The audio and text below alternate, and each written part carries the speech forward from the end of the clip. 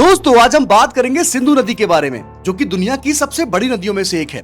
सिंधु नदी का उद्गम तिब्बत में मानसरोवर झील के पास बोखरचू ग्लेशियर से होता है। यहाँ से उत्तर पश्चिम की ओर प्रवाहित होते हुए ये नदी भारत के केंद्र शासित प्रदेश लद्दाख के डेमचौक में प्रवेश करती है तथा लद्दाख रेंज के दक्षिण में प्रवाहित होते हुए आगे बढ़ती है। लद्दाख की राजधानी भी इसी नदी के किनारे पर स्थित है। सिंधु नदी के दक्षिण में जास्कर रेंज है। लद्दाख पर्वत श्रेणी के उत्तर में श्योक नदी सिंधु नदी के समानांतर बहते हुए गिलगित बाल्टिस्तान में जाकर सिंधु नदी से मिलती है, जहां लद्दाख रेंज भी समाप्त हो जाती है।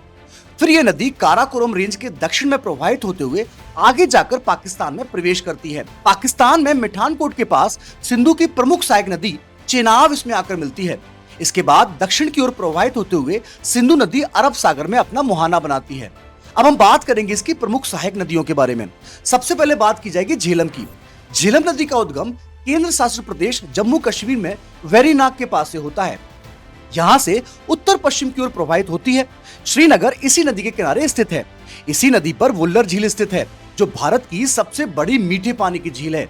आगे चलकर ये नदी भारत और पाकिस्तान की सीमा बनाते हुए मंगला के पास पाकिस्तान में प्रवेश करती है। पाकिस्तान में यह नदी चिनाब नदी से जाकर मिल जाती है। दूसरी महत्वपूर्ण नदी है चिनाब। चिनाब नदी का उद्गम बाड़ालाचा दर्रे के पास से होता है। यहाँ चंद्र और भागा दो नदी मिलकर चंद्रभागा का निर्माण करती हैं और यही चंद्रभागा नदी जम्मू कश्मीर में प्रवेश करने के बाद चिनाब नदी के नाम से जानी जाती है। जम्मू कश्मीर से निकलने के बाद यह नदी पाकिस्तान में प्रवेश करती है। पाकिस्तान में झेलम, रावी और सतलुज नदी इस नदी से आकर मिलती हैं और फिर यह नदी सिंधु नदी से आकर मिल जाती है, जिसे पंचनद के नाम से जाना जाता है। अब हम बात करेंगे रावी नदी की। रावी नदी का उद्गम हिमाचल प्रदेश के कांगड़ा जिले में रोहतांग दर्रे से होता है। हिमाचल प्रदेश से निकलकर पंजाब और जम्मू कश्मीर की सीमा बनाते हुए ये नदी आगे बढ़ती है। यहाँ सीमा पर इसी नदी पर रणजीत सागर डैम बना हुआ है। यहाँ से आगे निकलकर यह नदी भारत और पाकिस्तान की सीमा बनाती है। पाकिस्तान में प्रवेश करने के बाद इसी नदी पर लाहौर भी स्थित है। आगे चलकर यह नदी चिनाब से मिल जाती है। अब हम बात करेंगे व्यास नदी की।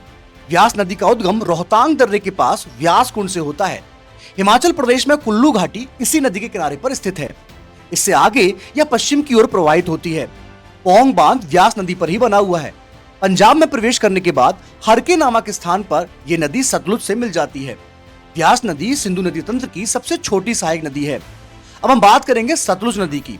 सतलुज नदी का उद्गम सिंधु नदी के उस स्रोत से लगभग 80 किलोमीटर दूर मानसरोवर झील के पास राक्षसताल झील से होता है। हिमाचल प्रदेश के शिपिकला दर्रे से यह भारत में प्रवेश करती है और हिमाचल प्रदेश में ही इसी नदी पर नाथपा झाकरी डैम बनाया गया है। यहाँ से पश्चिम दिशा में आगे बढ़ती हुई पंजाब में प्रवेश करने से ठीक पहले सीमा के पास भांकड़ा नागल डैम बना हुआ है। पंजाब में प्रवेश करते हुई भांकड़ा बांध से लगभग 8 किलोमीटर की दूरी पर ही नागल डैम भी है। इसी नदी पर पंजाब का प्रमुख नगर लुधियाना स्थित है। व्यास और सतलुज नदी के संगम पर हरके बैराज बनाया गया है, जहां से इंदिरा गांधी नहर भी निकलती है, जो कि भारत की सबसे लंबी नहर है। सतलुज नदी यहां से आगे बढ़ने पर पंजाब और पाकिस्तान की सीमा बनाते हुए आगे बढ़ती है तथा पाकिस्तान में चिनाब नदी से मिल जाती है। तो ये बात थी सिंधु नदी तंत्र की। आपको मुझे कमेंट करके बताना है कि सतलुज नदी का वैदिक नाम क्या था।